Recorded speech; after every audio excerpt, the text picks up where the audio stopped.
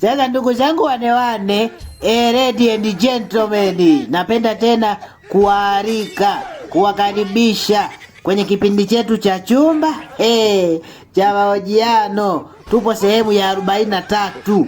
Sasa sitaki kukuchosha, na wewe usinichoshe sana mimi. Sitaki kukupotezea muda, na wewe usinipotezee sana mimi muda. Hebu twende moja kwa moja live.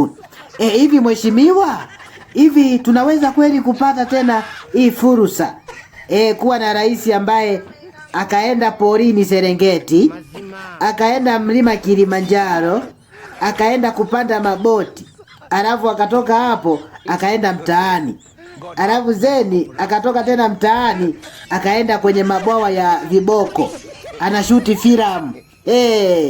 Yaani content creator. Hivi kweli tunaweza kupata rais kama huyu kweli? Hii fursa tunaweza tusipate tena hii fursa.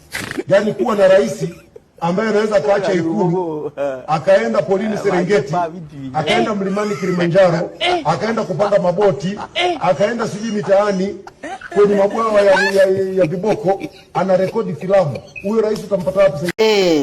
Kwa kweli hatuwezi kumpata. Narudia tena, hatuwezi kumpata. Narudia kwa herufi kubwa jamani, mnisikilize vizuri. Kwa kweli hatuwezi kumpata rais kama huyu.